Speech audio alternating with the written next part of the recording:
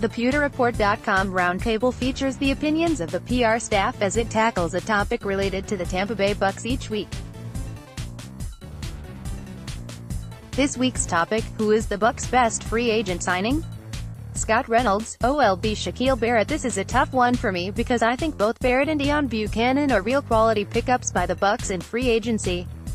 Because Bucannon has gotten the most publicity in the media thus far and Arizona's former first-round pick is more well-known around the NFL, I'll focus on Barrett and what his addition means. Tampa Bay's linebacker core was decimated with injuries last year, with four players, Quan Alexander, Jack Sitchie, Kevin Minter and Kendall Beckwith, winding up on injured reserve by season's end. The Bucs needed to reload at this position, especially with the team converting to Todd Bowles' 3-4 scheme, which features four linebackers in base defense. Where Barrett helps Tampa Bay is his ability to rush off the edges of pass-rushing Sam, strongside linebacker. He's expected to rotate with Carl Nassib and provide the Bucs with a different body type at 6'2", 251 pounds. Bucs OLB Shaquil Barrett, photo by Getty Images. Barrett, an undrafted free agent, is a hard-working, blue-collar linebacker that has Super Bowl experience with Denver, playing opposite Von Miller. Now playing in a one-year, prove-it deal in Tampa Bay worth $4 million, Barrett has every incentive to rack up the sacks and forced fumbles. He has 14 career sacks and 14 forced fumbles, in order to cash in next year in free agency, either with the Bucs or another team. Not only is Barrett, who will become a core special teams player in Tampa Bay, a good edge rusher, he can also line up over guards and blitz effectively inside. His versatility to play inside and outside can allow Bowles to really get creative on defense, and the Bucs might use Nassib and Barrett on the field at the same time in some nickel rush packages. Mark Cook, W.R. Breshad Perriman losing Adam Humphries to free agency and then also trading away Deshaun Jackson to the Eagles has left a void in 2018's strongest unit. Paying Humphries $9 million a season didn't make good financial sense, nor did keeping an unhappy Jackson at $10 million, but the Bucs do lose 1,500 receiving yards of production that will need to be replaced. Perriman won't replace those two on his own, but he can fill the speed void left when Jackson was traded.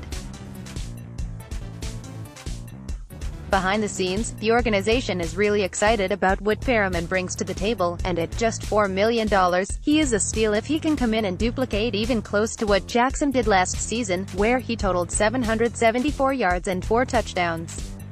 Bucs W.R. Breshad Perriman, photo by Getty Images. Besides the fact the team believes he can equal those numbers and can do so for $6 million less, Tampa Bay believes he will fit into the Bucs locker room a lot better than Jackson did. Receivers can be divas to a degree, and ask any quarterback and they will tell you that all receivers think they are open every play. Perriman has already stated he wants to work with Jameis Winston this offseason to work on chemistry. That's something that Winston and Jackson never really developed. The Bucs also are excited about Perriman's size, 6'2", 211, and believe that his big catch radius will help the two connect. And in the fact Perriman signed just a one-year deal means he will be motivated to cash in next offseason, in Tampa Bay or elsewhere. Perriman's big question mark over the last few years has been his drops, but if he can improve his hands, the Buccaneers might have found a replacement for Jackson, and dare I say, maybe even an upgrade. Matt Matera, LB Deone Bucannon. If the Bucs really want to change the culture, it's best to do it with a player that has seen and experienced firsthand in how Bruce Arians can affect a team. Bucannon is a playmaker that the Bucs have desperately needed on defense. It doesn't matter if he's playing linebacker, safety, or a hybrid of that. In the moneybacker role, he is bringing leadership to this group. Bucs LB Deone Bucannon, photo by PewterReport.com. While it's not exactly rocket science to learn a new defense, Bucannon is the perfect player to bring in and help along his defensive teammates in understanding the new system.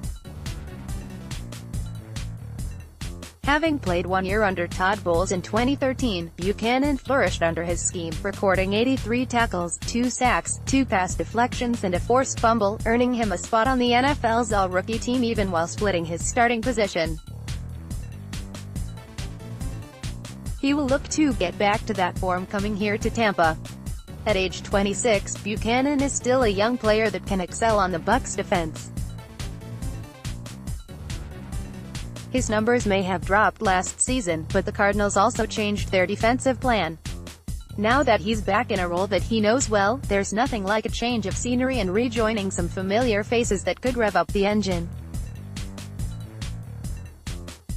Playing that linebacker-safety role, Bucannon fills 2 voids for the Bucs and should certainly be a big part in reshaping the Bucs' defensive image.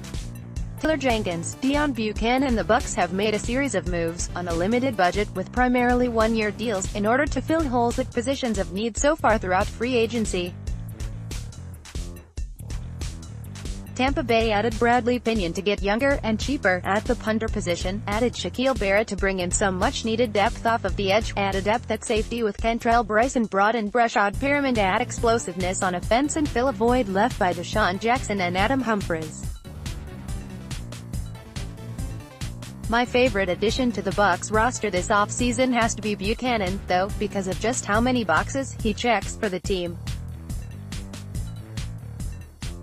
Bucs OLB Deone Bucannon, photo by Getty Images. The first, and most important, thing that Bucannon brings to Tampa is his presence on a linebacking core that has lost Quan Alexander and Adarius Taylor, while the futures Kendall Beckwith and Jack Sitchie have become huge question marks, all within the span of a year. Bucannon was drafted as a safety out of Washington State, and can play inside or outside linebacker depending on the package, but he will likely play primarily in the moneybacker role that was carved out for him during his time in Arizona. The next key to Bucannon's addition is the trust and familiarity he has from Bruce Arians and his staff. Bucannon was drafted to Arizona in 2014 and spent 4 years under Arians' staff, including a year under defensive coordinator Todd Bowles. This experience should make it an easy transition to the Bucs' new defense for Bucannon, and his familiarity with the scheme and staff should allow him to assist other players around him as they get up to speed and make the necessary adjustments to learn. Bucannon does come with risk, and his 1-year deal is not only a mitigation for that risk, but a chance for him to make big money next off-season if his play warrants the payday. He was forced to miss the final 3 games of the 2016 season due to an ankle sprain that would later require off-season surgery, and he's missed 10 games over the past 3 seasons due to injury. But if he can stay healthy, Bucannon could immediately step in and be a key, impact player on defense this season for the Bucs.